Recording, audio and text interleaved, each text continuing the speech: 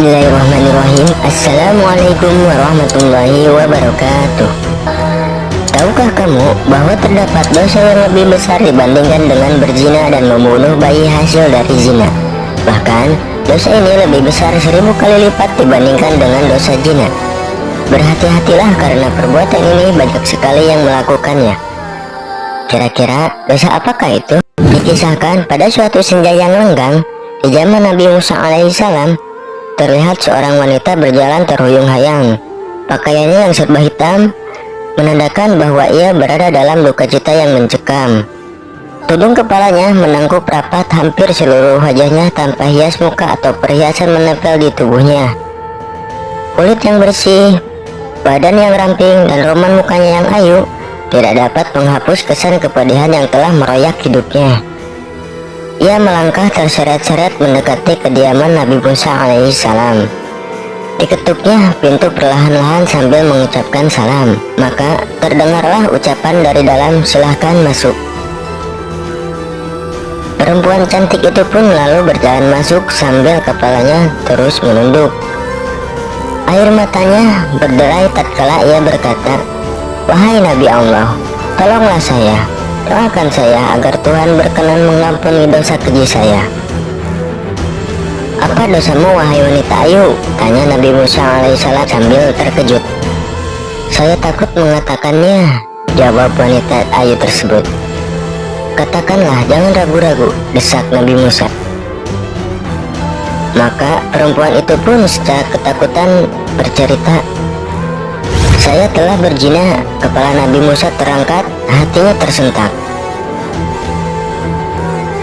Perempuan itu pun meneruskan ceritanya. "Dari perzinaan itu, saya pun hamil. Setelah anak itu lahir, kemudian saya langsung cekik lehernya sampai mati," ucap wanita itu seraya menangis jadi-jadinya. Mata Nabi Musa pun berapi-api. Dengan muka berang, ia menghardik, "Perempuan celaka, pergi kamu dari sini, agar siksa Allah tidak jatuh ke dalam rumahku karena perbuatanmu. Pergi!" teriak Nabi Musa sambil memalingkan muka karena jijik. Dia menangis terangguk-angguk dan keluar dari dalam rumah Nabi Musa. Ratap tangisnya amat memilukan. Ia tak tahu harus kemana lagi hendak mengadu. Bahkan dia tak tahu kemanakah kakinya akan melangkah. Bila seorang nabi saja menolaknya, bagaimana pula manusia lain bakal menerimanya? Terbayang olehnya betapa besar dosanya, betapa jahat perbuatannya. Setelah wanita ayu keluar dari rumah Nabi Musa, malaikat Jibril turun mendatangi Nabi Musa. Jibril lalu bertanya, "Mengapa engkau menolak seorang wanita yang hendak bertobat dari dosanya? Tidakkah engkau tahu dosa yang lebih besar daripadanya?" Nabi Musa pun terperanjat. Dosa apakah yang lebih besar dari kekejian wanita pezina dan pembunuh itu? Maka Nabi Musa dengan penuh rasa ingin tahu bertanya kepada Jibril, "Betulkah ada dosa yang lebih besar daripada perempuan yang hina itu?" "Ada," jawab Jibril dengan tegas. "Orang yang meninggalkan sholat dengan sengaja dan tanpa menyesal," jawab Jibril. "Orang itu dosanya lebih besar daripada 1000 kali berzina," lanjut Jibril. Mendengar penjelasan ini, Nabi Musa kemudian memanggil wanita tadi untuk menghadap kembali kepadanya. Ia mengangkat tangan dengan khusyuk untuk memohon ampunan kepada Allah Subhanahu wa Ta'ala untuk perempuan tersebut. Nabi Musa menyadari orang yang meninggalkan sholat dengan sengaja dan tanpa penyesalan adalah sama saja seperti berpendapat bahwa sholat tersebut tidak wajib dan tidak perlu atas dirinya.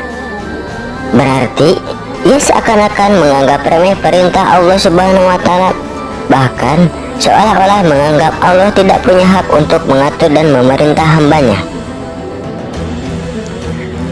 Sedangkan orang yang bertobat dan menyesali dosanya dengan sungguh-sungguh berarti masih mempunyai iman di dadanya dan yakin bahwa Allah itu ada. Itulah sebabnya Allah pasti mau menerima kedatangannya. Dalam sebuah hadis, Nabi Shallallahu Alaihi Wasallam menyebutkan bahwa Orang yang meninggalkan sholat lebih besar dosanya dibandingkan dengan orang yang membakar 70 buah Al-Quran, membunuh 70 nabi, dan bersetubuh dengan ibunya di dalam Ka'bah. Diterangkan bagaimana kejamnya siksaan bagi mereka yang meninggalkan sholat. Ibnu Abbas radhiyallahu anhu berkata, jika langit sudah terbuka, maka malaikat akan datang dengan membawa rantai sepanjang 7 hasta.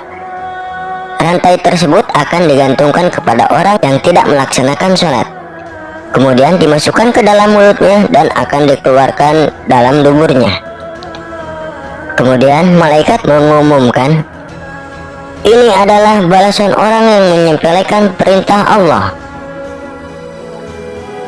Adapun ganjaran dosa ketika kita dengan sengaja meninggalkan sholat fardu, diantaranya, jika satu kali meninggalkan sholat subuh, maka akan mendapatkan hukuman di neraka selama 30 tahun.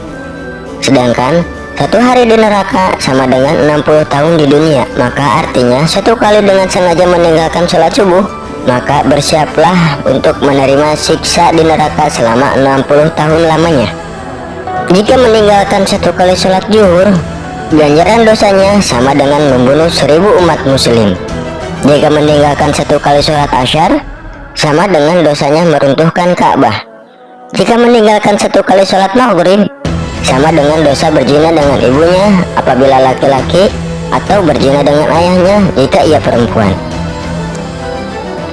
Jika meninggalkan satu kali sholat isya, maka ia tidak akan diridhoi Allah Subhanahu wa Ta'ala untuk tinggal di bumi dan akan didesak mencari bumi atau tempat tinggal yang lain.